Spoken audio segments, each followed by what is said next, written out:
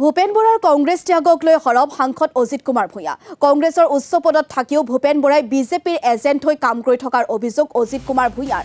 আজি দিনটোত আদৰ্শৰ ৰাজনীতিত চৰম স্খলন ঘটিছে বুলি মন্তব্য সাংসদগৰাকীৰ।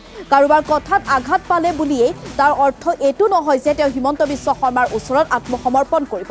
সুবিধাবাদী ক্ষমতালোভী ৰাজনৈতিক নেতালৈ পৰিৱৰ্তন হ'ল ভূপেন বৰা। নিজৰ ৰক্ষণাবেক্ষণৰ বাবে সিদ্ধান্ত লোৱা মানুহক অসমৰ ৰাইজে চিনি থব লাগে বুলিও সৰব অজিত কুমাৰ ভূঞা। APCC আৰু মুখ্যমন্ত্ৰীৰ থিয়ৰী বুলিও মন্তব্য অজিত কুমাৰ ভূঞাৰ। এইবোৰ সকলো মুখ্যমন্ত্ৰীৰ দ্বাৰা লিখিত নাটক। ভূপেন বৰাৰ সৈতে একোটা চৰিত্ৰ কৰি আছে বুলিও সৰব হ'ল সাংসদগৰাকী। স্বাভাৱিকতে মানুহে ভাবিছিল যে তেওঁ কংগ্ৰেছৰ নীতি আদৰ্শত খামুচিত হৈ থাকিব।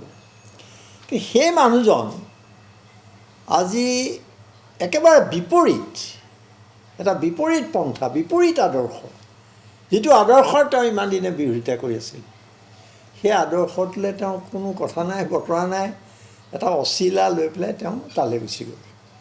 এইটো কেনেকুৱা ধৰণৰ কথা? ভূপেন বৰাৰ দৰে নেতাসকলে এতিয়া ভাবিবলৈ লৈছে হিমন্ত বিশ্ব শৰ্মাইতো আৰু ভবাৰ শেষ, তেওঁ শেষ পৰ্যায়ত উপনীত হৈছে।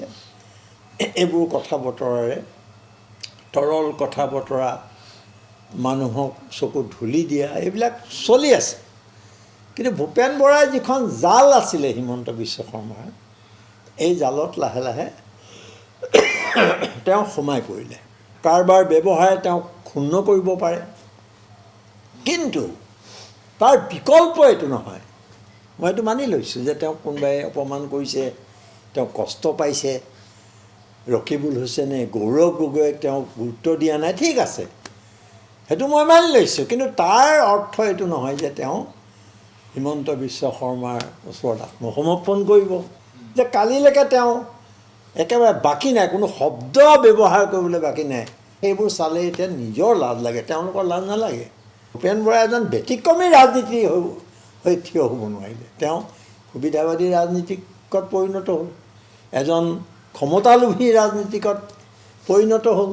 আৰু কালি পৰহিলৈকে হিমন্ত বিশ্ব শৰ্মাক একেবাৰে কঠোৰ ভাষাৰে সমালোচনা কৰা মানুহজন যে এনেকুৱা আদৰ্শহীন, নীতিহীন ৰাজনীতিবিদক মানুহে চিনি পাব লাগে, চিনি ল'ব লাগে, আৰু সেইমতে ব্যৱস্থা ল'ব লাগে। এইবিলাক হিমন্ত বিশ্ব শৰ্মাৰ থিয়ৰী।